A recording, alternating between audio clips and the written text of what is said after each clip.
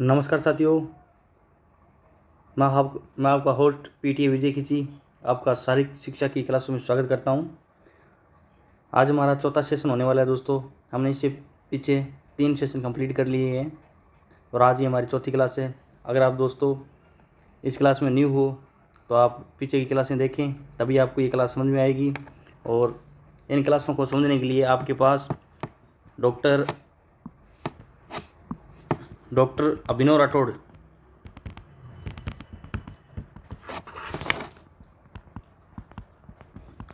की जो पुस्तक है फिलांथ्रोपियम, क्या नाम दोस्तों? फिलांथ्रोपियम।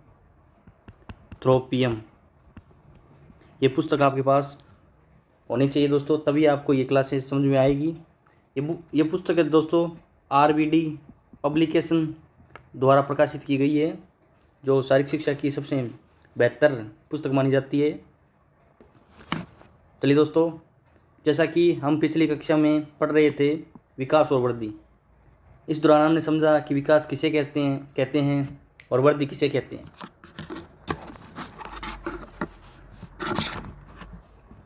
दोस्तों, विकास होता है वह शारीरिक और मानसिक दोनों से होता है। अकेला केवल विकास से अगर शब्द आता है तो मैंने आपको बताया था कि उसका अर्थ भी शारीरिक और मानसिक विकास होता है दोस्तों। इससे पहले हमने शारीरिक शिक्षा की भ्रांतियाँ पढ़ी, और उससे पहले शारीरिक शिक्षा की आवश्यकता तथा महत्व पढ़ा। उससे पहले हमने शारीरिक शिक्षा का क्षेत्र देखा। उससे पहले हमने शारीरिक शिक्षा के उद्देश्य देखे। फिर हमने शारीरिक शिक्षा के लक्ष्य देखे। फिर हमने परिभाषा देखी। फिर शारीरिक शिक्षा की धारणाएं देखी और शारीरिक शिक्षा का अर्थ देखा। पिछली 3 कक्षाओं के दौरान दोस्तों हमने काफ़ी कुछ पढ़ा जो शारीरिक शिक्षा से संबंधित था। दोस्तों, आज की हमारी क्लास होने वाली है वैसे वृद्धि और विकास पे होने वाली है दोस्तों। हमने जहाँ पर लास्ट क्लास छोड़ी थी वहाँ पे हमने वृद्धि और विकास को थोड़ा समझा था। उसके बाद वृद्धि और विकास में अंतर तक पहुँच गए थे और आज हम वहीं से अपनी क्लासें शुरू करते हैं दोस्तों। चलिए दोस्तों, क्लास शुरू करते हैं।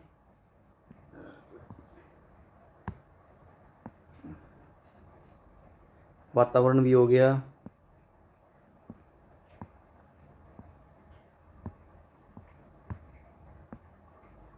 नहीं, ये नहीं।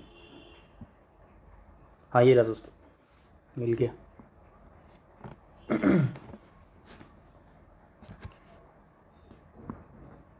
वृद्धि और विकास दोस्तों, जैसा कि मैंने आपको बताया था, वृद्धि है वह शरीर ऊंचाई, भार, आकार में बढ़ता है दोस्तों।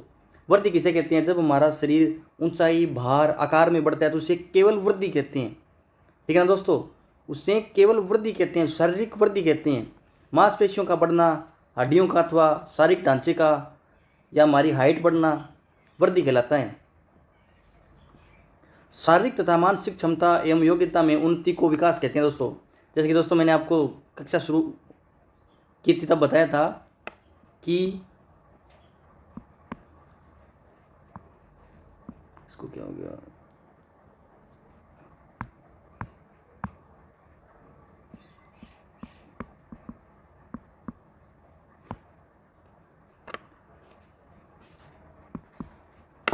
जैसा कि दोस्तों हमने कक्षा शुरू की थी तो मैंने बताया था कि विकास किसे कहते हैं।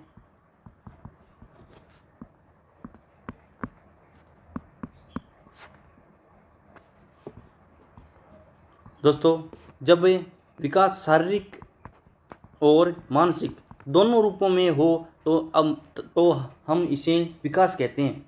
अन्यथा अगर शारीरिक विकास हो तो हम उसे वृद्धि कहते हैं। दोस्तों, हमने पिछली कक्षा में वृद्धि और विकास को अच्छे से समझ लिया था और मैंने फ्रैंक के अनुसार एक परिभाषा भी बताई थी। जैसा कि फ्रैंक महोदय कहते हैं, शरीर एवं व्यवहार के किसी पहलू में होने वाले परिवर्तन को अभिवृद्धि कहते हैं दोस्तों। उसके बाद प्रथम 3 वर्षों में बालक में विकास की प्रक्रिया बहुत तीव्र होती है दोस्तों।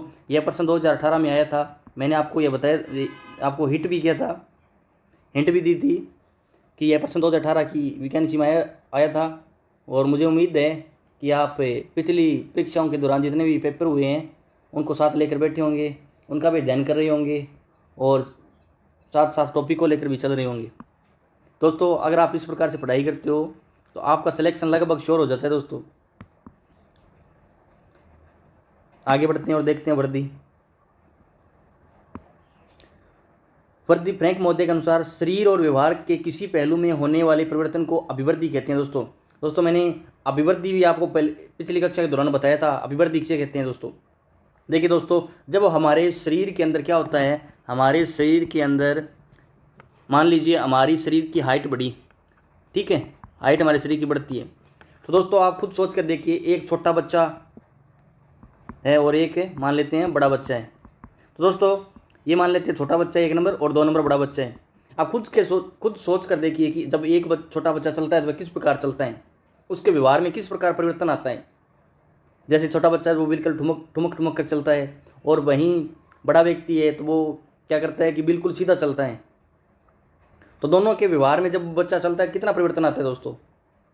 जब हम मनोविज्ञान पढ़ेंगे तब इस बात को और गहराई से पढ़ेंगे।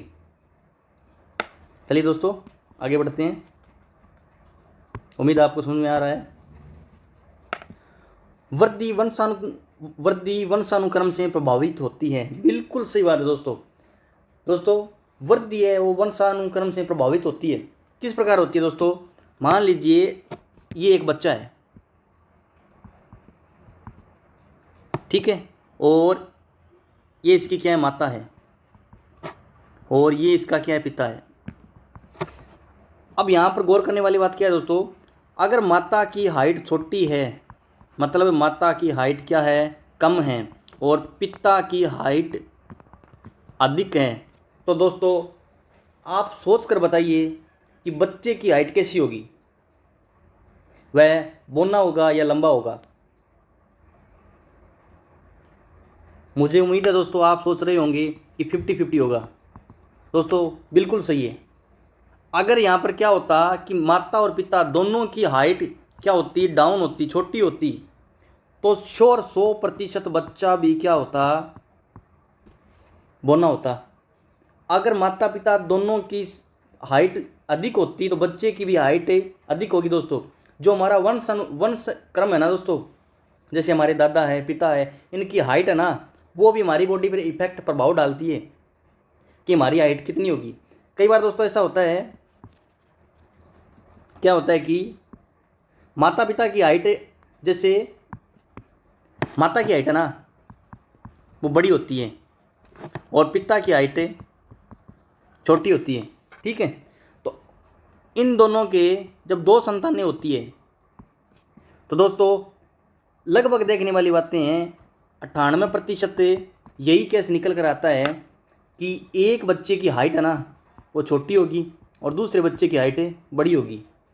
2% यह चांस रहता है कि दोनों बच्चों की हाइट छोटी हो सकती है।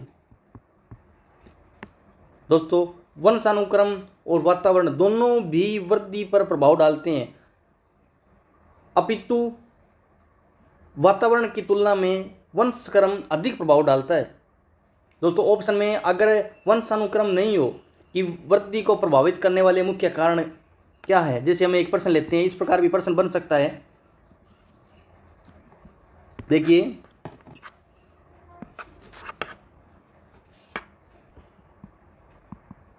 वृद्धि को प्रभावित करने वाले कारक, ऑप्शन ए में देखेंगे वातावरण, बी जलवायु, सी भौगोलिक स्थिति,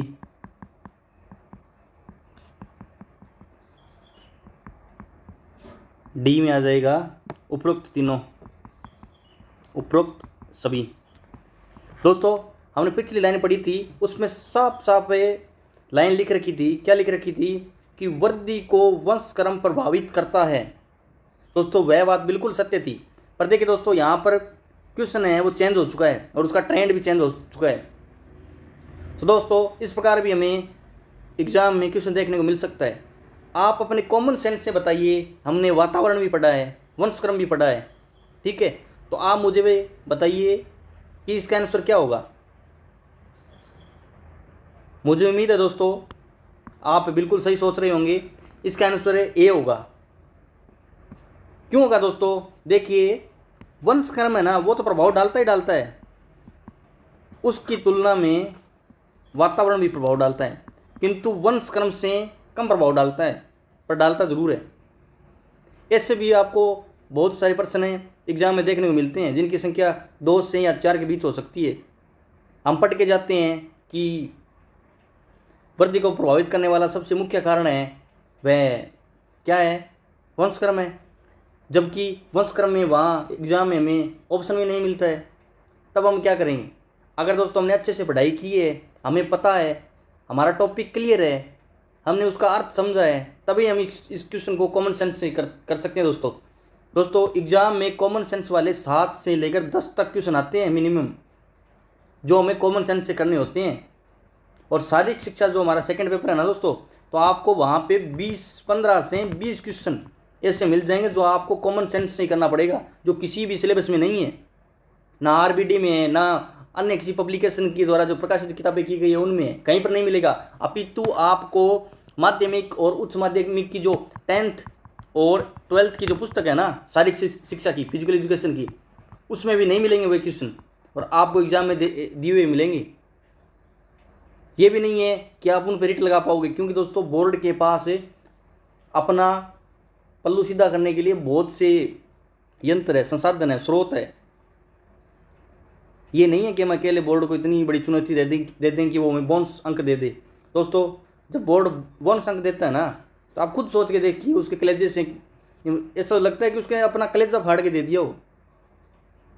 तो मुझे उम्मीद है कि आप बोनस अंकों के सारे नहीं बैठे रहोगे, आप अपना कॉमन सेंस यूज करोगे। कॉमन सेंस का अर्थ होता है दोस्तों, आप अपनी सामान्य बुद्धि का उपयोग करोगे।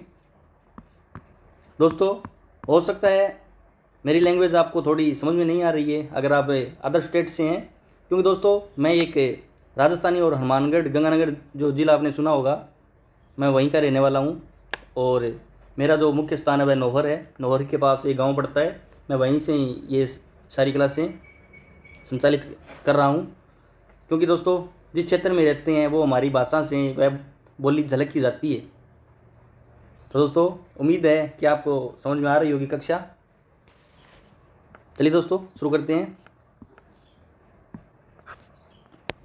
वृद्धि वंशानुक्रम से प्रभावित होती है दोस्तों, बिल्कुल सही बात है। यह एक निश्चित आयु तक चलने वाली जैविक प्रक्रिया है। ये देखिए दोस्तों बहुत अच्छी लाइन है और समझने वाली भी है। क्या है चलिए समझते हैं। दोस्तों वृद्धि है ना, वो क्या है कि एक निश्चित आयु तक ही बढ़ पाती है, उसके बाद वह रुक जाती है। जैसे देखिए दोस्तों, एक मनुष्य की आयु है वह 1 से लेकर 21 वर्ष तक वृद्धि करती है, मतलब अपनी उच्चतम हाइट को प्राप्त करती है।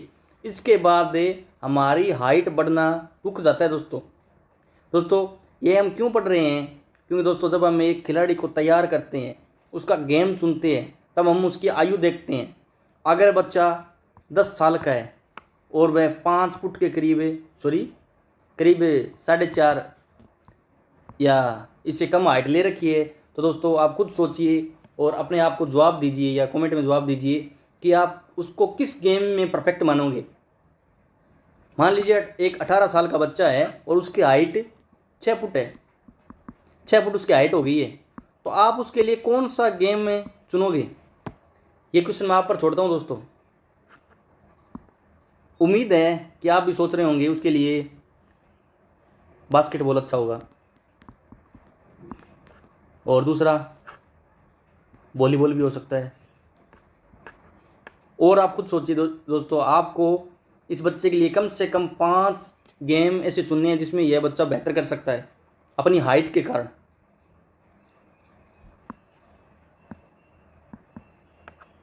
आगे देखिए दोस्तों, यह बालकों में क्रियात्मक क्षमताओं के विकास का आधार बनती है दोस्तों। बिल्कुल सही बात है दोस्तों। किस प्रकार बनती है ये हम देखेंगे। दोस्तों सबसे पहले समझिए क्रियात्मक क्षमता कौन सी होती है। जो क्रियात्मक क्षमता होती है ना अपनी, वो होती है अपने काम या कार्य करने की क्षमता। ठीक है, हमारी जो स्टेमिना होती है ये उसी की बात कर रहा है दोस्तों। अगर एक व्यक्ति की हाइट ज़्यादा होगी तो वह दोस्तों कौन कौन से काम करने में अच्छा होगा, और वहीं एक व्यक्ति की हाइट कम है तो वह कौन कौन से काम नहीं कर पाएगा। आप खुद सोच कर देखिए दोस्तों। आप अगर सामान्य बुद्धि से सोचोगे तो यह लाइनें इतनी कठिन नहीं है, शारीरिक शिक्षा विषय इतना कठिन नहीं है, बहुत सरल है। बस यह आपसे एक ही चीज़ मांगता है, अगर आप ग्राउंड से जुड़े हुए हो तो आपको दोस्तों ज़्यादा सोचने की आवश्यकता नहीं पड़ेगी, क्योंकि आपने वो सब झेला है जो इन किताबों में लिखा हुआ है। अगर आप बिल्कुल फ्रेशर हो, आप कभी ग्राउंड गए ही नहीं, आपने ग्राउंड मोबाइल पर देखा है, रील में देखा है, टीवी में देखा है, तो दोस्तों आपके लिए यह विषय थोड़ा डिफिकल्ट हो सकता है। आगे बढ़ते हैं। यह बालकों में क्रियात्मक क्षमताओं के विकास का आधार बनती है। जितनी हाइट अच्छी होगी, शरीर जितना वजनफुल होगा तो उतना ही वह अच्छा कार्य करेगा। कद, भार और बुद्धि वृद्धि का भाग होते हैं दोस्तों। अगर एक व्यक्ति का भार बढ़ता है, ठीक है, कद बढ़ता है, हाइट बढ़ती है, वजन बढ़ता है, तो दोस्तों उसकी बुद्धि का आकार बढ़ता है। दोस्तों हमारे मस्तिष्क का जो वजन होता है वो करीब 1450 ग्राम के आसपास होता है। तो दोस्तों वह एक वयस्क व्यक्ति का होता है, वयस्क व्यक्ति का है, न कि यह एक बच्चे का है। ठीक है, आगे देखते हैं विकास।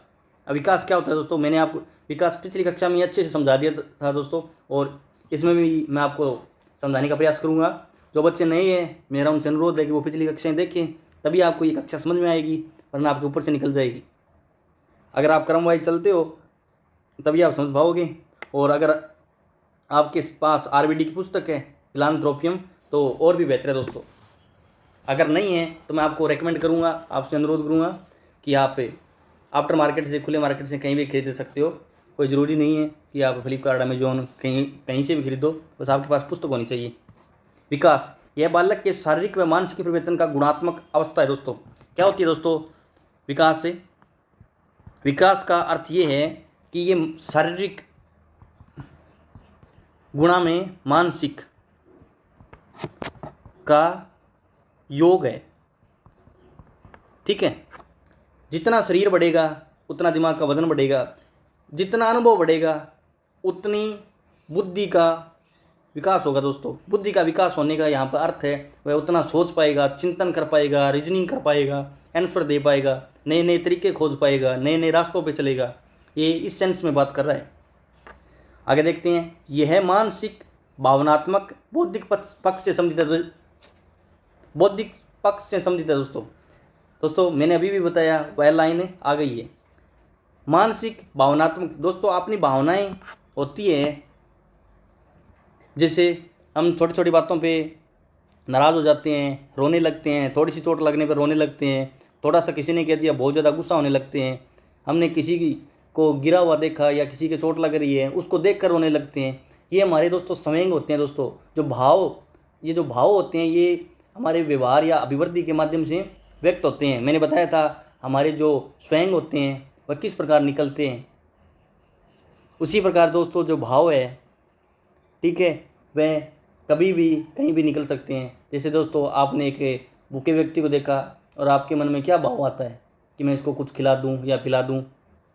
ठीक है, ये हमारे बौद्धिक पक्ष से संबंधित है दोस्तों। कौन? विकास वातावरण से प्रभावित होता है दोस्तों। ये आप लिख लीजिए दोस्तों, ये क्वेश्चन आपको 2026 की भर्ती में देखने को मिलेगा ही मिलेगा दोस्तों। अगर आपको विकास, एग्जामिनर को लगता है ना कि इस बच्चे ने विकास टॉपिक अच्छे से पढ़ा है, तो दोस्तों इससे संबंधित वह क्वेश्चन डाले ही डालेगा। समझ लीजिए यह लाइन इस टॉपिक की रीढ़ की हड्डी है। देखिए दोस्तों यहाँ पर मैंने पिछला क्वेश्चन बताया था कि यहाँ पर वातावरण की जगह दोस्तों और क्या हो सकता है, वंशक्रम भी हो सकता है दोस्तों इस टॉपिक से कैसा क्वेश्चन बनेगा और किस प्रकार बनेगा उस पर भी एक नज़र डाल लेते हैं। देखिए,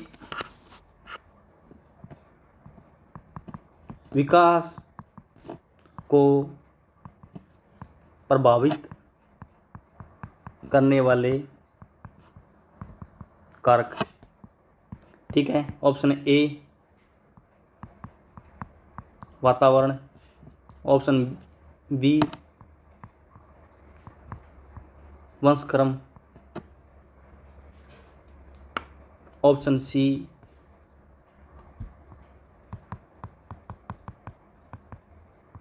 भौगोलिक क्षेत्र,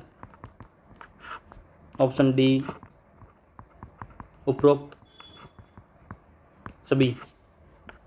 दोस्तों मैं यहाँ पर आपको 5 सेकंड का समय दे रहा हूँ। आप सोचकर बिना किसी जल्दबाजी करते हुए क्वेश्चन को 2 बार पढ़कर अच्छे से समझकर आंसर निकालने का प्रयास करें। दोस्तों आपका टाइम शुरू होता है अब।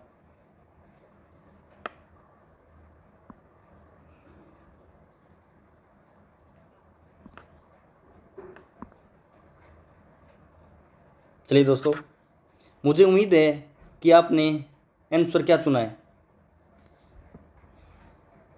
मेरे हिसाब से आपने उपरोक्त सभी चुना है। क्यों चुना है? अगर आपने पिछली कक्षाएं अटेंड की है या किसी कोचिंग या संस्थान के अंदर कोचिंग की है या सेल्फ स्टडी की है तो आपको इसमें सोचने की आवश्यकता नहीं है। ऑप्शन डी क्यों सही है इस बात पर भी हम चर्चा करेंगे। अगर आपने क्वेश्चन का जवाब गलत दिया है तो आप भविष्य में इस क्वेश्चन का सही आंसर दे सकें। चलिए दोस्तों, वातावरण है वो हमने अभी भी देखा कि विकास को प्रभावित करता है, हमारी बुद्धि को प्रभावित करता है। दोस्तों किस प्रकार करता है? दोस्तों आप खुद सोच के देखिए, हमारे पास अगर ऐसा वातावरण है कि उसमें क्या है, बहुत सारी टेक्नोलॉजियाँ हैं, हमारे आसपास बहुत सारे उद्योग धंधे हैं। ठीक है, हमारे स्कूल की पढ़ाई है वह बहुत अच्छी होती है, हमें प्रैक्टिकल करवाया जाता है। ये नहीं कि थ्योरी पे थ्योरी दिए जा रहे हैं और जाम पे जाम बोले जा रहे हैं, तब दोस्तों कुछ नहीं होता। अगर हमारे वातावरण में जो लोग रहते हैं वह क्या है, शिक्षित है, एजुकेटेड है, हमारी जो रीतियाँ हैं वह रीतियाँ हैं न कि कुरीतियाँ हैं, अच्छी परंपराएं हैं। ठीक है, और भविष्य प्रति सरकारी योजनाएं हैं, सरकार का रवैया अच्छा है, तो ये सारे दोस्तों जो हमारे वातावरण का इर्द गिर्द घूमने वाले सिस्टम है, अगर वह अच्छा है तो दोस्तों हमारा विकास भी क्या होगा दोस्तों, बहुत अच्छा होगा। मान लीजिए ये मैं तो हमारे आसपास जो चक्कर घूमता है समाज का वह चक्कर अच्छा है तो हम और हमारा अच्छा विकास होगा, यानी एक बच्चे का सर्वांगीण विकास होगा। वहीं वंशक्रम दोस्तों, वंशक्रम किस प्रकार प्रभाव डालता है उसको भी समझ लेते हैं। दोस्तों आप सोच कर देखिए, आपके पिता क्या है, मान लीजिए यहाँ पर आपके दादाजी है, क्या है, दादाजी है। ठीक है, आपके दादाजी क्या है, एजुकेटेड है, मतलब है आपके दादाजी ने मान लीजिए ग्रेजुएट कर रखी है, उस समय इतनी थी दोस्तों, और आपके पिता है पीएचडी कर रखी है, या डॉक्टर है, या इंजीनियर है, या टीचर है, या कुछ और है जो हायर एजुकेटेड, जिन्होंने डिग्री ले रखी है हाई एजुकेटेड की, उच्च शिक्षा की डिग्री ले रखी है, ये आपके पिताजी है। तो दोस्तों यहाँ पर है 99%। दोस्तों 1% मैं क्यों नहीं कहूँगा, क्योंकि दोस्तों आपको भी पता है घटनाएं कभी भी घटित हो सकती है। तो दोस्तों आप खुद सपोज करिए, इनकी आने वाली अगली भविष्य पीढ़ी है, भावी पीढ़ी है, तो वह दोस्तों कैसी होगी, उनका विकास कैसा होगा। वहीं आप एक उदाहरण और लेते हैं। चलिए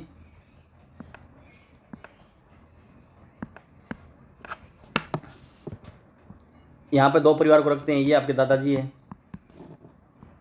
जिन्होंने ग्रेजुएशन कर रखी है, ये आपके पिताजी है जिन्होंने पीएचडी कर रखी है, और आने वाली आगे वाली संतान है 99% यहाँ पर चांस है वो क्या बनेगी, आपको बताना है यहाँ पे वो क्या बनेगी। ठीक है, उसका विकास कैसा होगा आपको यहाँ पर विकास बताना है। वहीं एक दूसरी फैमिली है, यहाँ पे दादाजी है, वो सबसे बड़े डॉन है, मतलब डॉन है, बहुत बड़े गुंडे हैं। उसका जो बेटा है मतलब पिताजी, वो उससे बड़े भी डॉन है, मतलब इंटरनेशनल डॉन है,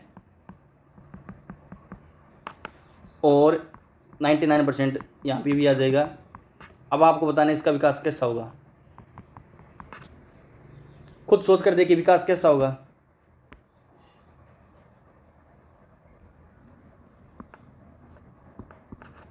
दोस्तों इस बच्चे का भी विकास है बहुत अच्छा होगा और इस बच्चे का भी विकास बहुत अच्छा होगा। दोस्तों मुझे पता है आप कंफ्यूज हो जाएंगे, कंफ्यूज हो गए होंगे। अभी मैं इस बात को क्लियर कर देता हूँ कि किस प्रकार होगा और यहीं से क्वेश्चन निकलेगा। ध्यान दीजिए और ध्यान से देखिए और ध्यान से सुनिए। देखिए दोस्तों, पहली फैमिली है उसके दादाजी ग्रेजुएटेड है और पिताजी पीएचडी धारी है और 99% है जो उस बच्चे का विकास होगा वह अच्छा होगा। सेम वही फैमिली है, दादाजी डॉन है, पिताजी इंटरनेशनल डॉन है, बहुत बड़े गुंडे हैं और उनका बच्चा है, उनका विकास अच्छा होगा। डिफरेंस ये है कि इस बच्चे का विकास है वो नेगेटिव होगा, नेगेटिव फॉर्म में होगा। कहने का अर्थ ये है कि यह बच्चा गुंडा ही बनेगा और यह बच्चा एक डॉक्टर, इंजीनियर या कुछ भी बन सकता है। इसका विकास पॉजिटिव फॉर्म में होगा पर शारीरिक और मानसिक विकास जरूर होगा। मुझे उम्मीद है ये छोटा सा नैरो सा आपको जो लूप होल है, जो पॉइंट है, आपको समझ में आया होगा। विकास दोनों का ही होगा। दोस्तों यहीं से क्वेश्चन निकल कर आते हैं और हम कंफ्यूज हो जाते हैं। क्यों दोस्तों, कभी कभी टॉपिक में थोड़ा डीप जाना पड़ता है। तो ऐसी सिचुएशन में आपको अपनी सामान्य बुद्धि का उपयोग करना है और सोचना है। चलिए आगे बढ़ते हैं। उम्मीद आपको समझ में आ गया होगा।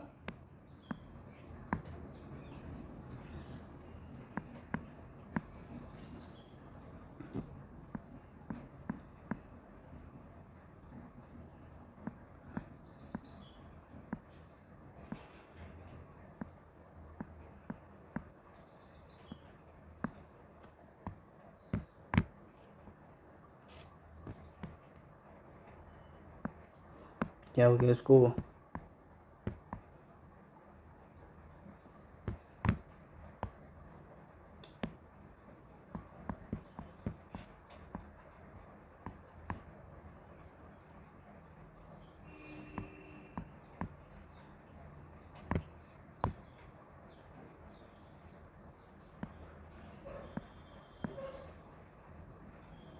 हाँ मिल गया दोस्तों।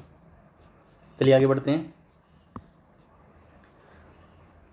विकास वातावरण से प्रभावित होता है दोस्तों, आपको अच्छे से समझ में आ गया होगा। अब हम आगे बढ़ते हैं, विकास के सब टॉपिक्स को लेते हैं जिसमें डेवलपमेंट ऑफ टाइप्स, विकास के प्रकार। दोस्तों विकास कई प्रकार से होता है। जब हमने दूसरी कक्षा ली थी उस दौरान मैंने बताया था विकास के कई प्रकार होते हैं। ठीक है, उनसे भी क्वेश्चन बनता है। किस प्रकार क्वेश्चन बनता है, इन प्रकारों को पढ़ने के बाद हम इसका क्वेश्चन लेंगे।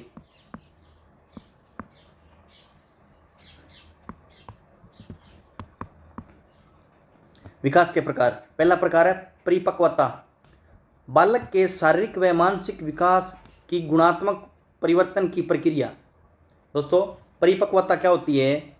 जब बालक का शारीरिक और मानसिक विकास पूर्ण हो जाता है उसी को ही परिपक्वता कहते हैं। इसको किस प्रकार समझे दोस्तों, यहाँ पे एक छोटा सा उदाहरण लेते हैं। उम्मीद करता हूँ इससे आपको समझ में आएगा।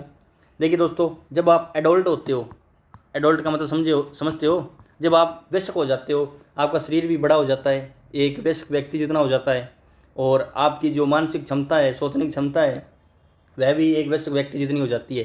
तो आपका जो गुणात्मक परिवर्तन है ना, एक वयस्क व्यक्ति की जितनी आपकी शरीर की संरचना और आपकी मानसिक बुद्धि, ठीक है, तब आप क्या हो जाते हो, अपने निर्णय लेने के लिए स्वतंत्र हो जाते हो। किस प्रकार हो जाते हो? जैसे आपको ये वोट डालने का अधिकार दिया है, उसकी आयु है दोस्तों 18 वर्ष। 18 वर्ष क्यों दी गई है? क्योंकि सरकार ये मानती है आप एक परिपक्व व्यक्ति हो चुके हो, शारीरिक और मानसिक रूप से आप अपने अच्छे भविष्य के निर्णय खुद ले सकते हो। ठीक है दोस्तों, उम्मीद आपको समझ आया होगा। अगला देखते हैं दोस्तों, सीखना। दोस्तों सीखना क्या है? अभी आप सीख रहे हो, आगे भी सीखते रहोगे। आप नए नए कार्य करोगे, उनसे अनुभव लोगे और जिनसे अनुभव लेकर आप अच्छा कार्य करोगे, नए नए कौशल सीखोगे। इसकी परिभाषा भी देख लेते हैं। अनुभव व क्रिया करने से ज्ञान के नए नए कौशल की प्राप्ति होती है। सिंपल सी बात है दोस्तों, जब आपने सबसे पहले ग्राउंड में खेलना शुरू किया था तब आपको किक लगाना भी नहीं आता था। धीरे धीरे आपने फुटबॉल के किक लगाई, उसके बाद आपने बॉल को रोकना सीखा, उसके बाद आपने पहली बार गोल किया और आप धीरे धीरे चलकर एक स्टार प्लेयर बन गए होंगे। यही दोस्तों सीखना है। जब आप जीरो से शुरू करते हो और आप ऊंचाइयां धीरे धीरे छू लेते हो, उसे सीखना कहते हैं। जैसे आपने जब पीटी की कोचिंग या सीखना शुरू किया था तब आपको कुछ नहीं आता था, बहुत कम आता था खेलने का अर्थ ये, और अभी आपको काफ़ी ज़्यादा आ रहा है।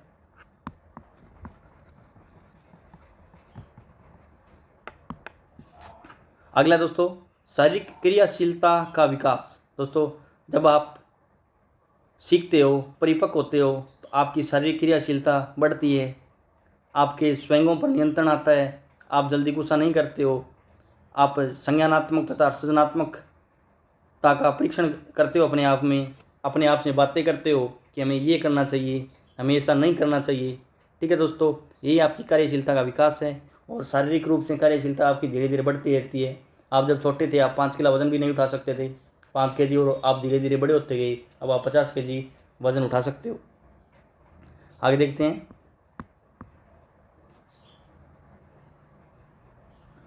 दोस्तों विकास के प्रकार, इसमें से क्वेश्चन किस प्रकार आ सकता है? क्वेश्चन यह हो सकता है कि निम्न में से विकास के प्रकार है परिपक्वता, सीखना, शारीरिक क्रियाशीलता का विकास, और चौथे की जगह आपको देगा आर्थिक विकास या राजनीतिक विकास, कुछ भी आ सकता है। अगर आपको पता होगा कि सीखना कितने प्रकार से होते हैं, ये दोस्तों ये आप जब भी पढ़ें तो इनको क्रम वाइज पढ़ें। देखिए दोस्तों, पहले परिपक्वता आती है, फिर आप उससे सीखते हो। आप ऐसा सोचिए आप बड़े हो गए, मान लो, ठीक है, 18 साल के हो गए, आप में शारीरिक और मानसिक गुणात्मक परिवर्तन आने लगे। ठीक है, फिर आप क्या करते हो, और अच्छा सीखना शुरू करते हो, उससे आपकी शारीरिक क्रियाशीलता बढ़ती है। ठीक है, और क्रियाशील कर बढ़ने के बाद आप एक अच्छे नागरिक बन जाते हो, तो आप सामाजिक विकास में अपना योगदान देते हो। ठीक है, सामाजिक गुणों का गुणात्मक परिवर्तन, आप में अच्छे अच्छे सामाजिक विचार आने लगते हैं। आप महिलाओं, बच्चों, बूढ़ों के प्रति अच्छा सोचते हो। ऐसा नहीं है कि ये बूढ़ा है, ये बच्चा है, ये अलवा, ये वो है, ठीक है, ये ऐसा है वैसा है, इनसे आप परे हो जाते हो, आपकी सोच उच्च हो जाती है, वहीं आपका सादा जीवन और उच्च विचार हो जाते हैं। ठीक है, आगे देखते हैं। वृद्धि और विकास को प्रभावित करने वाले तत्व। दोस्तों हमारी जो वृद्धि और विकास को प्रभावित करते हैं, जिनसे हमारी अच्छी वृद्धि और विकास नहीं हो पाता, उनको प्रभावित करने वाले तत्व है। दोस्तों हमने वृद्धि और विकास के मुख्य कारक समझे, उनमें से कुछ ऐसे तत्व है जो हमारी वृद्धि और विकास को रोक भी सकते हैं, प्रभावित कर सकते हैं, अवरुद्ध कर सकते हैं। दोस्तों साथियों, यह टॉपिक कहीं कहीं पर भी नेगेटिव फॉर्म या नकारात्मक रूप में ही हो सकता है। किस प्रकार होगा? देखिए दोस्तों, वृद्धि और विकास को प्रभावित करने वाले हमने पीछे कारक पढ़े थे। वो क्या पढ़े थे? वातावरण पढ़ा था। अगर वातावरण अच्छा है तो हमारा क्या है, विकास है, अच्छा होगा। अन्यथा क्या होगा, मतलब कह सकते हैं उसके अपोजिट होगा, बुरा भी हो सकता है। ठीक है, और वंशक्रम, वंशानुक्रम। दोस्तों हमारा वंशक्रम अच्छा है तो हमारा विकास भी अच्छा होगा, अन्यथा बुरा भी हो सकता है। ये दोनों हमने पीछे पढ़े थे। अब दोस्तों अब पढ़ेंगे ये गलत वाला फॉर्म, कि अगर हमारा वंशक्रम अच्छा नहीं है या वातावरण अच्छा नहीं है तो हम किस प्रकार पिछड़ सकते हैं, हमारा विकास किस प्रकार प्रभावित हो सकता है। अब हम नेगेटिव फॉर्म में पढ़ने जा रहे हैं। दोस्तों उम्मीद आपको सकारात्मक और नकारात्मक समझ में आ रहा है। सकारात्मक का अर्थ यहाँ पे अच्छा मान लीजिए और नकारात्मक का अर्थ यहाँ पे बुरा मान लीजिए। आपको ज़्यादा डीप सोचने की आवश्यकता नहीं है, बस इतना समझ लीजिए, आपको समझ में आ जाएगा। आगे देखिए।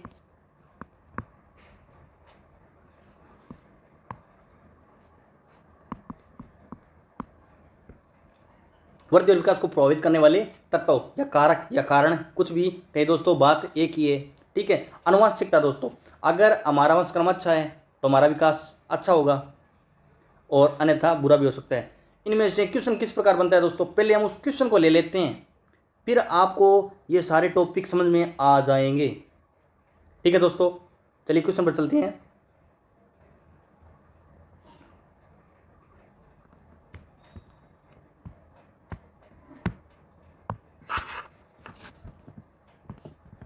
वृद्धि और विकास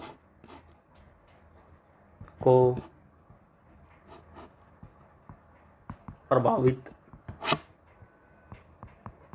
करने वाले कारक।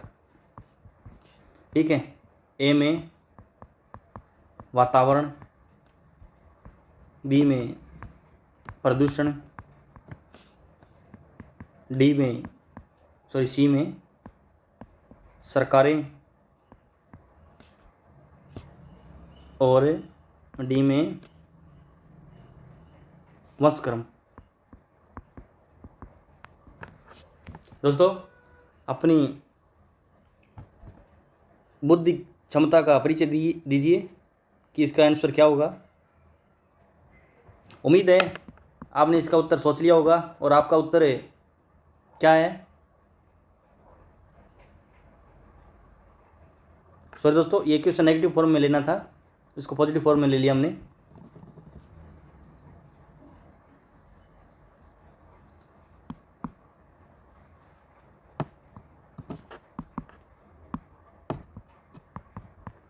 कारक नहीं है। अब ये क्वेश्चन बनाएं दोस्तों, नहीं शब्द पर जोर दीजिएगा तभी आप आंसर निकाल पाओगे। वृद्धि और विकास को प्रभावित करने वाले कारक नहीं है दोस्तों। वातावरण बताइए दोस्तों, बिल्कुल है। प्रदूषण बिल्कुल है, मैंने आपको बताया था जिस क्षेत्र में या जिस एरिया में प्रदूषण अधिक होगा तो वहाँ पर बीमारियों का संक्रमण अधिक होगा। अगर बीमारियाँ अधिक होगी तो नई पीढ़ी आने वाली है वो अपंग पैदा होगी, यानी विकलांग पैदा होगी, उनके अंदर बहुत सारी शारीरिक खामियाँ होंगी। वहीं डी ऑप्शन है वंशक्रम, बिल्कुल सही है, क्योंकि मैंने इस पर बहुत ज़्यादा विचार आपको बताए थे और समय भी इस पर बहुत ज़्यादा हमने खर्च किया दोस्तों। वंशक्रम तो आपको समझ में आना ही चाहिए दोस्तों। इससे दोस्तों आपको परीक्षा में एक ना एक क्वेश्चन देखने को बिल्कुल मिलेगा। अगला है दोस्तों डी। दोस्तों डी है वो भी सही हो सकता था। कैसे हो सकता था दोस्तों? देखिए, सरकारें दोस्तों, अगर किसी राष्ट्र की सरकार भ्रष्ट है, करप्ट है, लाल फीताशाही में लिप्त है, अन्य गलत कामों में लिप्त है, नशा को बढ़ावा दे रही है, लोग सुरक्षित महसूस नहीं कर पा रहे हैं, एजुकेशन सिस्टम गिरा हुआ है, पूरा सिस्टम फेल हो चुका है, तो दोस्तों सरकार भी वृद्धि और विकास को प्रभावित करती है। अब दोस्तों फिर आप कहोगे इनमें से एक कैसे चुने? तो दोस्तों पहले वातावरण प्रभावित करता है दोस्तों, क्योंकि एक समाज से एक वातावरण बनता है और वातावरण से समाज कैसा होगा, प्रदूषित होगा या एक अच्छा होगा, वह होता है। और वंशक्रम से हमारी पीढ़ियाँ बनती है, ठीक है, और वह पीढ़ियाँ समाज बनाती है और वातावरण बनता है दोस्तों। इनका चक्कर है आपस में चलता रहता है और इससे कम इन दोनों ये तीनों करीब 95% विकास और वृद्धि को प्रभावित करते हैं। वहीं सरकार ऐसी है जो बहुत न्यूनतम रूप में प्रभावित करती है। तो हम इसका आंसर सी निकालेंगे दोस्तों। ऐसे बहुत सारे सामान्य बुद्धि के क्वेश्चन आपको देखने को मिलेंगे दोस्तों। ये नहीं है कि दोस्तों जैसे आपने पढ़ा लाइन टू लाइन वहाँ जाके आपको क्वेश्चन मिलेगा दोस्तों। एग्जामिनर आपसे ये भी आपकी परीक्षा लेना चाहता है कि आप कितना सोच पाते हो, आपकी रीजनिंग क्षमता कितनी है। दोस्तों आप 2018, 2013, 2011 और 2022 मैंने आपसे पहले भी कहा था इनके PYQ previous year question paper download या प्रिंट निकलवा लीजिए दोस्तों और इन पर एक बार नज़र डालिए। एक बार इन पर आप क्या डालो, नज़र डालो, तब आपको पता चलेगा कि प्रश्न कैसे आ रहे हैं दोस्तों। कुछ ऐसे प्रश्न हो सकते हैं जैसे आपने लाइन टू लाइन पढ़ा और उसमें पेपर में आपको क्वेश्चन देखने को मिलेंगे दोस्तों। यह संभावना केवल 20% है दोस्तों। 20% से सिलेक्शन नहीं होता है दोस्तों। आप जब 80% क्रॉस करते हो ना दोस्तों, तब आपकी संभावना बनती है भविष्य में कुछ करने की, अपने लिए कुछ करने के लिए, अपने माता पिता के लिए कुछ करने के लिए, तब संभावना बनती है। और आप देखिएगा, अगर आप मान लीजिए 20% क्वेश्चन कर पाते हो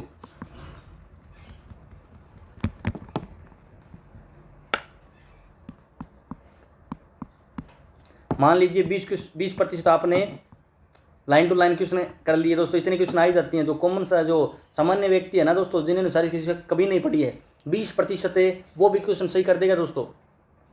आपको इसमें कोई मान सिकंदर नहीं हो जाते, ना ही धुरंधर हो जाते। कोई भी व्यक्ति 130 क्वेश्चन में से मैं गारंटी लेता हूं दोस्तों 25 क्वेश्चन शारीरिक शिक्षा के कोई भी व्यक्ति 130 में से सही कर सकता है। और आगे बढ़ते हैं, ट्रेंड देखते हैं। 20% ऐसे क्वेश्चन आते हैं जो आपकी सामान्य बुद्धि से होते हैं दोस्तों। ये सामान्य बुद्धि का अर्थ है जो आपने हमारे जो विषय है ना उसमें रीजनिंग नहीं लगती है दोस्तों, रीजनिंग नहीं लगती है, उसकी जगह ये क्वेश्चन है ना ये रीजनिंग टाइप ही होते हैं। आपको पॉइंट खोद कर निकालना पड़ता है, अपना उत्तर खोद कर निकालना पड़ता है अपने दिमाग से।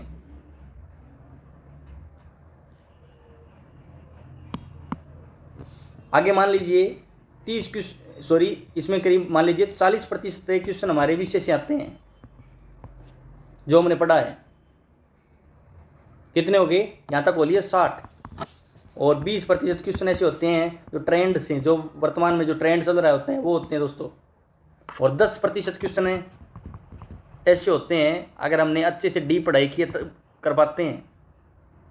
और 5% तो ऐसे क्वेश्चन होते हैं जो हम अटेंड ही नहीं कर पाते। क्यों नहीं कर पाते? क्योंकि उनका 1 से 2 उत्तर होता है।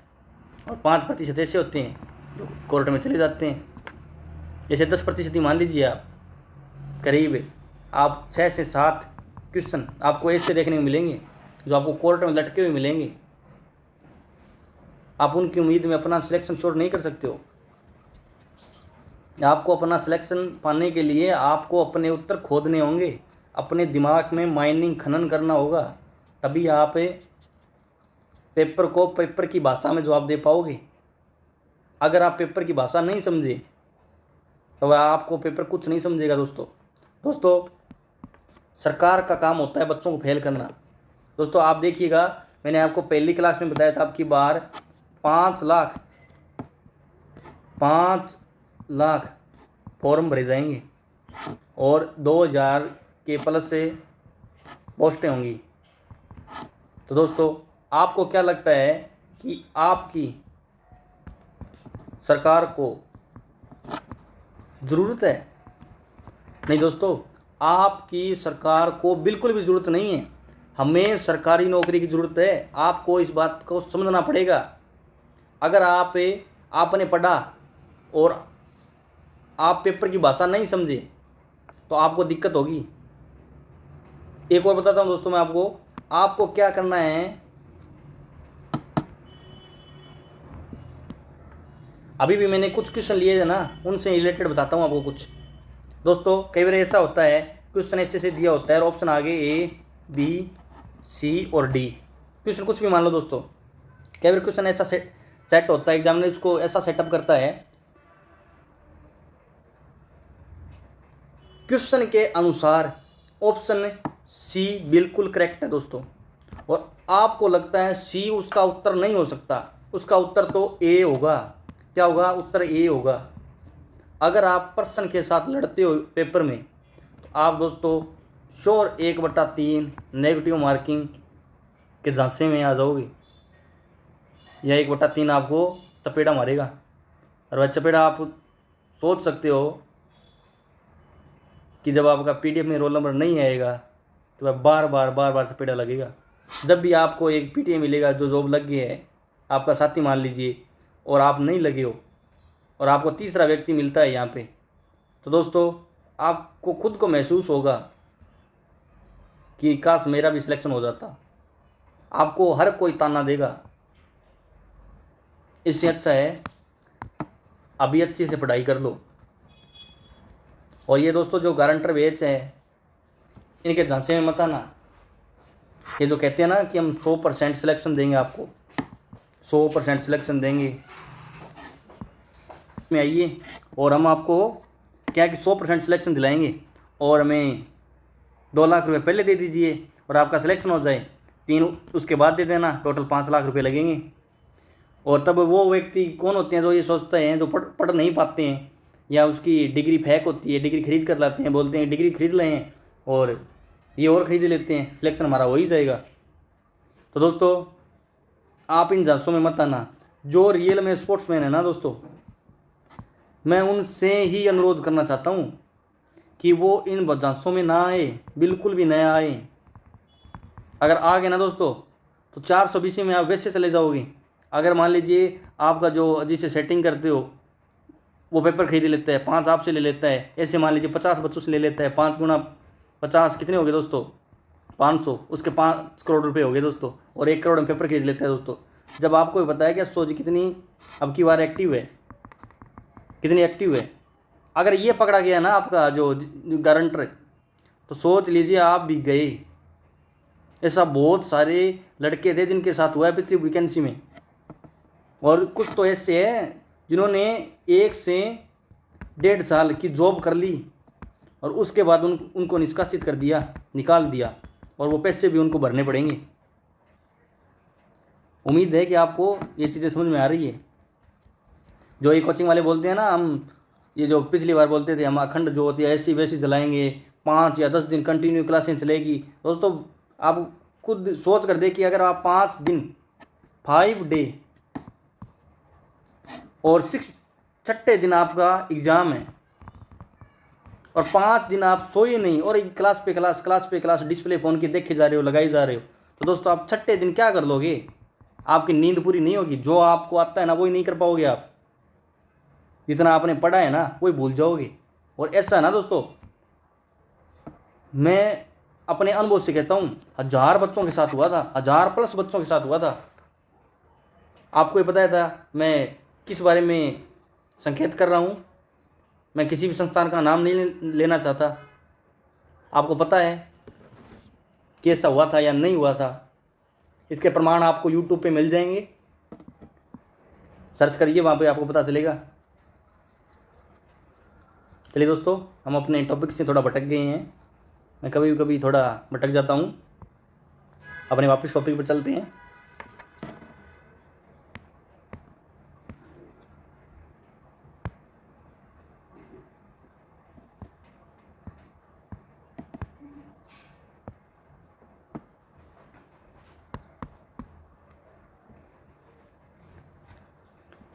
वृद्धि और विकास को प्रभावित करने वाले तत्व व कारक दोस्तों, आनुवंशिकता है, वातावरण है, शारीरिक गतिविधियाँ। एक बच्चा अगर ग्राउंड से जुड़ा रहता है और वहीं दूसरा बच्चा केवल किताबों में पढ़ा रहता है, तो आप दोनों बच्चों के बीच जो अंतर आता है ना दोस्तों, आप उसको आंख बंद कर कर भी पहचान लोगे कि ये बच्चा शारीरिक गतिविधियों या ग्राउंड से जुड़ा हुआ है और ये बच्चा ग्राउंड कभी गया ही नहीं, इसने कभी ग्राउंड को अच्छे से देखा ही नहीं, उसने कभी दर्शन ही नहीं किया। अगर आप रियल में खिलाड़ी हो तो आप इस बात का अंदाज़ा लगा सकते हो। दूसरा है दोस्तों पोषक तत्व। अगर दोस्तों आपको टाइम टू टाइम अच्छा भोजन, हरी सब्जियां, विटामिन, मिनरल तत्व ये नहीं मिल पाते हैं तो आप कुपोषण के शिकार हो जाते हो। आपकी शारीरिक संरचना में अवरुद्धता, रुकावट आने लगती है। अगला है मनोवैज्ञानिक कारक। मनोवैज्ञानिक कारक में क्या होता है दोस्तों? अगर मान लीजिए आप मान लेते हैं, एक छोटा सा उदाहरण लेते हैं, उसे समझाने की मैं आपको चेष्टा करूँगा।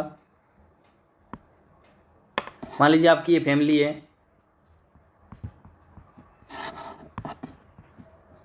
ठीक है।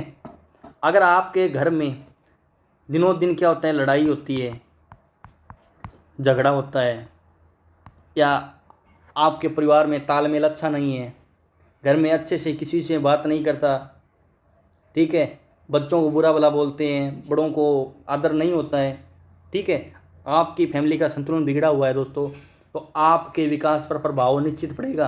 ना तो आप अच्छे से पढ़ पाओगे, ना अच्छे से खेल पाओगे, ना अपने भविष्य में आप कुछ कर पाओगे। उसी लड़ाई झगड़े, अनियंत्रित व्यवस्थित समाज में आपके परिवार में आप डूब जाओगे। अगला है सांस्कृतिक और खान पान। दोस्तों देखिए क्या है कि ये मान लीजिए एक जंगल है आपका सर्किल में, और आप क्या हो, आदिवासी हो, ठीक है, या एक ऐसी जनजाति से बिलोंग करते हो जिसकी संस्कृति क्या है, खाना पीना और बस से सो जाना।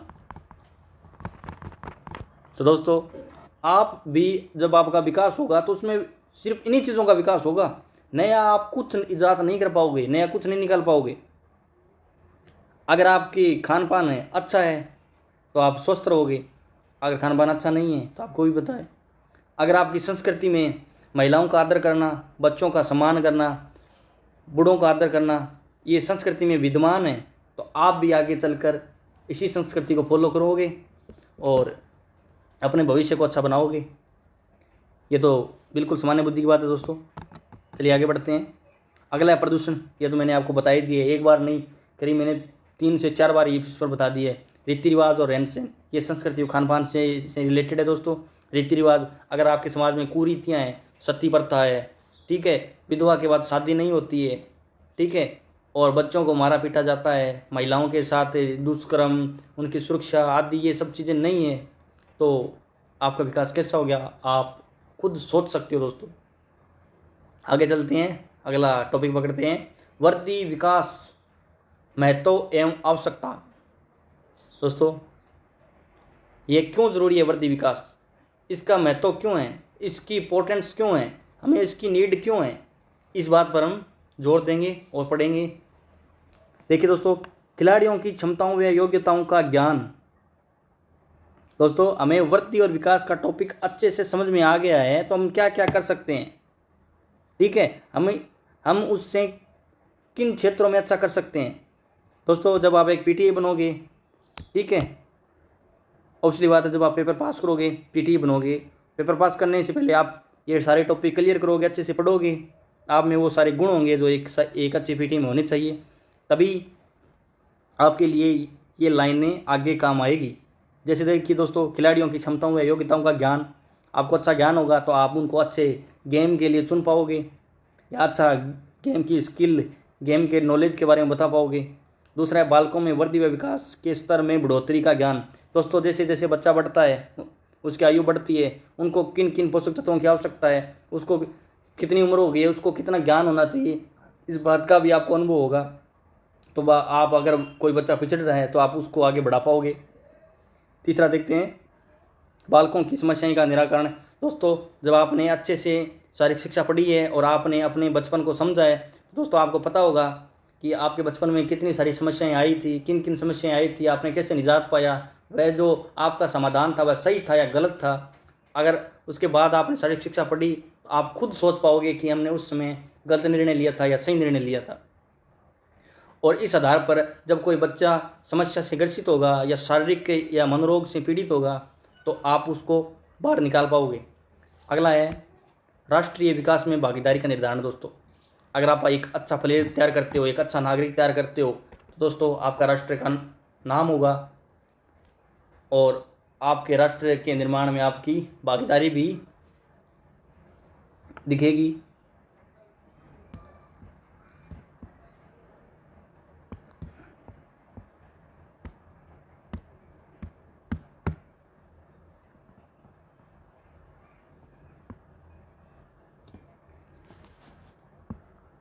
वृद्धि और विकास के टॉपिक में अगला सब टॉपिक वृद्धि विकास का सिद्धांत। वृद्धि विकास सिद्धांत।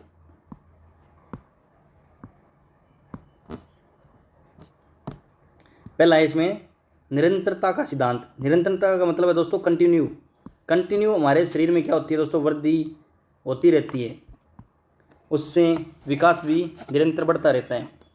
इसमें दे रखा है बालक आयु के साथ साथ निरंतर रूप में वृद्धि और विकास को प्राप्त करता है। ठीक है दोस्तों, अगला देखते हैं विकास क्रम का सिद्धांत। विकास क्रम का सिद्धांत। दोस्तों विकास एक क्रम में होता है। दोस्तों इसको थोड़ा समझने वाली बात है दोस्तों, चलिए समझते हैं।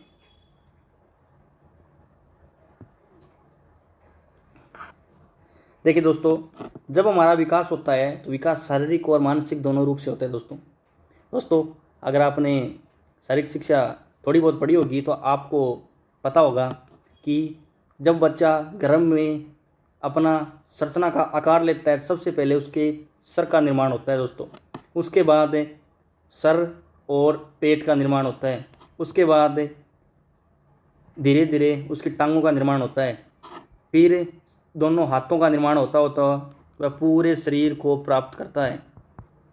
इसका अर्थ ये हुआ दोस्तों, विकास है वह एक क्रम में होता है।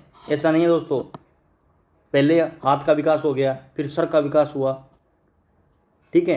तो पहले ये चीज़ें क्या होती है कि एक क्रम में होती है। ये नहीं है कि पहले दाएं हाथ का निर्माण हुआ, फिर बाएं का, फिर बाएं कान का, फिर आंख का, फिर सारा शरीर बनने के बाद दोस्तों पैर का विकास हो रहा है। ऐसा नहीं होता, विकास एक क्रम में होता है। उस क्रम को भी हमें समझेंगे।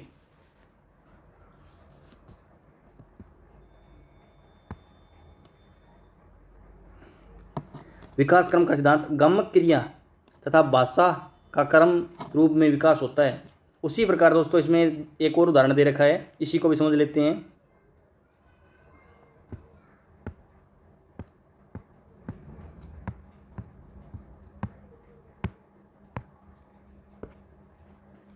दोस्तों गमक क्रिया कौन सी होती है, ये तो आपको पता ही होगा।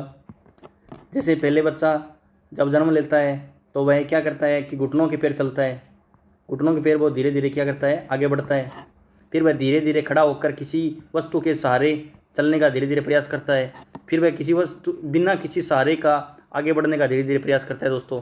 फिर वह बड़ा होकर भागने लगता है, या पहले चलने लगता है, उसके बाद वह तेज़ी से भागने लगता है, ठीक है। तो ये दोस्तों गमक क्रियाएँ हैं। गमक क्रिया में एक क्रम में विकास होता है। ये नहीं है कि बच्चा जन्म लिया और खड़ा होकर भाग खड़ा हुआ, ऐसा नहीं होता है दोस्तों। ऐसा आपको कहीं भी देखने को नहीं मिलेगा। दूसरा क्या है दोस्तों, भाषा का विकास। भाषा का विकास दोस्तों कैसे होता है, सबसे पहले बच्चा अपने मम्मी पापा को या अपने भाई बहन को या किसी व्यक्ति को बोलते हुए देखता है, उसके बाद को सुनता है। फिर बच्चा क्या करता है, उसका अनुकरण करता है। अनुकरण का मतलब होता है वह बच्चा कॉपी करता है उसका, या नकल करता है, ठीक है। उसको देखकर जैसे हम बोलते हैं कि बोलो बेटा काका बोलो, दादा बोलो, नानी बोलो, तो वह उसके पीछे पीछे तोतली आवाज़ में दोहराता है, और फिर वह धीरे धीरे सीख जाता है, और फिर वह बोलने लगता है। इस प्रकार उसकी भाषा का विकास होता है।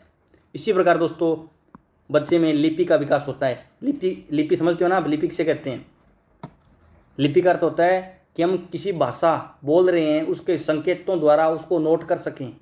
जैसे हमने बोला कै, ठीक है, हम कै लिख सकें। लिखना लिपि है, बोलना भाषा है, ठीक है। तो पहले बच्चा क्या करता है, पहले अक्षर ज्ञान सीखता है। क्या सीखता है दोस्तों, अक्षर ज्ञान सीखता है,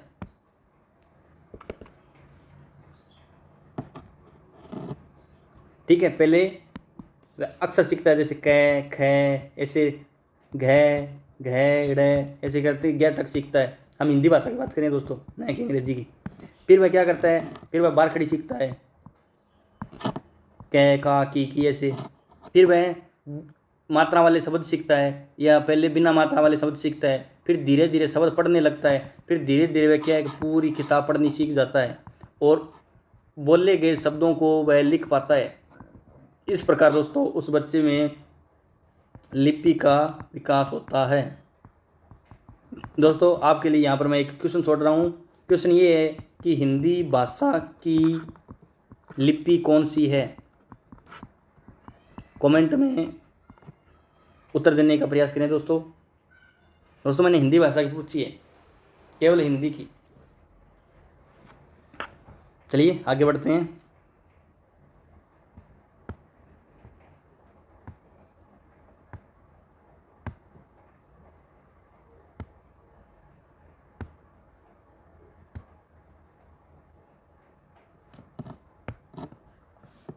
तीसरा है विकास दिशा का सिद्धांत। दोस्तों विकास है वह एक निश्चित दिशा में होता है। देखिए दोस्तों, विकास हमेशा नीचे से ऊपर की ओर होता है। समझ रहे हो ना दोस्तों। देखिए विकास सिर से पैर की दिशा में होता है। समझ रहे हो। जैसे आप देखिए एक बच्चा है, वह गर्भ में कैसे होता है, सिर उसका नीचे होता है, ठीक है, और इस प्रकार उसकी पैर होते हैं दोस्तों। और वह बच्चे इस प्रकार प्लेसेंटा, हम अपनी भाषा में बोलते हैं ना नाड़ा, उससे जुड़ा हुआ होता है। देखिए दोस्तों मैंने आपको बताया था पहले सिर का विकास होता है, फिर पेट का, फिर पैरों का विकास होता है। समझ रहे हो ना दोस्तों। ठीक है, अगला देखते हैं। इसका कहने का अर्थ ये है कि विकास एक दिशा में होता है। दोस्तों विकास को यहाँ पे शब्दों में पिरोने या शब्दों में लिपापोती करने की प्रक्रिया है। ठीक है, वही इसमें किया जा रहा है। जोड़ तोड़ कर इनका सार निकाल लें तो विकास क्या है, शारीरिक और मानसिक का गुणात्मक योग ही विकास है। ठीक है, देखिए दोस्तों, विकास का सिद्धांत। दोस्तों अगर मान लीजिए बच्चा टेढ़ा होता, फिर बहुत सी महिलाओं के बच्चे क्या है कि जन्म लेते समय टेढ़े होते हैं, फिर आप क्या बोलते हैं? दोस्तों ये शब्दों के खेल हैं, इनको थोड़ा थोड़ा समझिए आप। एग्जामिनर इसी प्रकार आपसे खेलेगा और आप अपने जीवन से खेल जाओगे। इससे अच्छा है कि आप इन शब्दों के साथ खेल लो, आप फिर किसी के साथ खेलने लायक नहीं बचोगे। इससे अच्छा ये खेल खेल लीजिए, फिर आप जीवन के खेल खेलिए। आगे देखें 4 नंबर में समान प्रतिमान का सिद्धांत। इसमें देखिए क्या दे रखा है, समान प्रतिमान का सिद्धांत। प्रत्येक प्रजाति अपनी विशेषताओं के अनुसार विकास के समान प्रतिमान को प्राप्त करती है। लाइन से नहीं समझ में आया, अब इसको उदाहरण से समझते हैं, अब आ जाएगा। देखिए मान लीजिए यहाँ पर एक मंगोल जनजाति है, ठीक है, मंगोल नाम की। देखिए दोस्तों, मंगोल जनजाति की विशेषता क्या होती है कि उसके सिर बड़े होते हैं, ठीक है, हाइट छोटी होती है, वह बोने से होते हैं। वहीं अफ्रीकन प्रजाति की पूरी हाइट क्या है, बड़ी होती है। इस प्रकार बहुत सी प्रजातियां हैं, उनके जो कबीले में रहने वाले लोग हैं उनकी संरचना अलग होती है अन्य लोगों से। ठीक है, आप मंगोल के देखोगे, जैसे वियतनाम, लाओस, कंबोडिया, यहाँ पे क्या मंगोल जनजाति रहती है। जैसे नेपाली में भी थोड़ा आता है। देखिए दोस्तों, नेपाली का मुंह कितना बड़ा होता है, जिसको हम थापा बोलते हैं। क्या बोलते हैं? थापा। थापा दोस्तों एक जनजाति है, ये कोई गाली नहीं है। ठीक है, तो अगर इनके बच्चा पैदा होगा ना दोस्तों, इनके जैसा ही होगा। ठीक है, यही बात है समान प्रतिमान के सिद्धांत में लागू होती है। प्रत्येक प्रजाति अपनी विशेषताओं के अनुसार विकास के समान प्रतिमान को प्राप्त करती है। उम्मीद आपको समझ में आ गया होगा। आगे देखिए, वंश अनुक्रम व वातावरण की अंतःक्रिया का सिद्धांत। दोस्तों जब वातावरण और वंशक्रम बच्चे को प्रभावित करता है तो वहाँ पर क्या होती है कि वंशक्रम और वातावरण की अंतःक्रिया, मतलब दोनों मिलकर, ठीक है, आपस में क्रिया करके एक बच्चे को किस प्रकार बनाते हैं। अगर वातावरण और वंशक्रम अच्छा है तो अच्छा बनेगा, बुरा तो बुरा बनेगा। इसको सिद्धांत में पिरो दिया तो आप इसमें कुछ ऐसे शब्द आ जाएंगे, उनसे आप कंफ्यूज हो जाओगे। तो इससे अच्छा है कि हम एक एक उदाहरण देकर पढ़ते हैं और आगे बढ़ते हैं। दोस्तों जैसा मैं हमेशा कहता हूँ कि सरकार को हमारी कोई आवश्यकता नहीं है, कोई ज़रूरत नहीं है। हमें सरकार की ज़रूरत है, हमें सरकारी नौकरी की ज़रूरत है। देखिए आगे,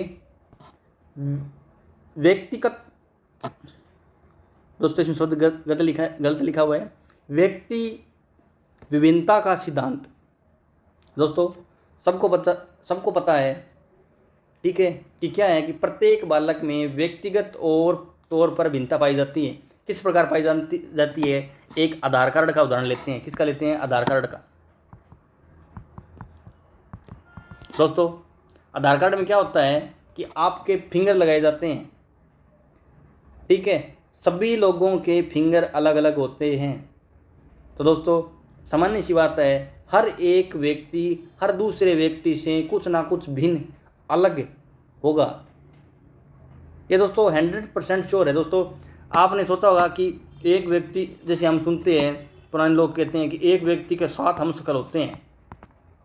दोस्तों उनकी बात वो कहते हैं ना, वहाँ तक ही सीमित है जहाँ तक नई टेक्नोलॉजी नहीं है। दोस्तों अगर आप 2 व्यक्तियों के फिंगर देखोगे, अपनी आंखों से देखोगे, आप कहोगे बिल्कुल समान है।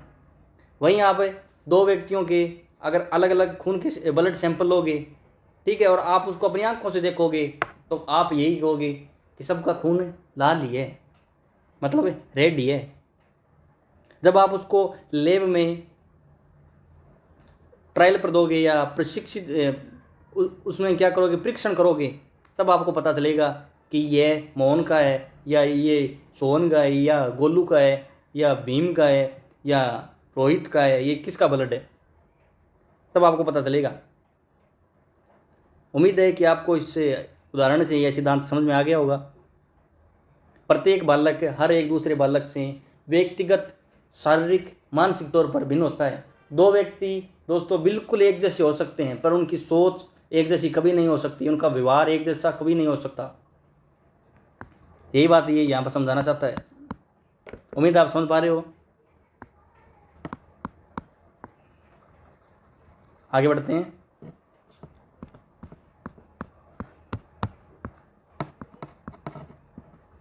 क्या हो गया?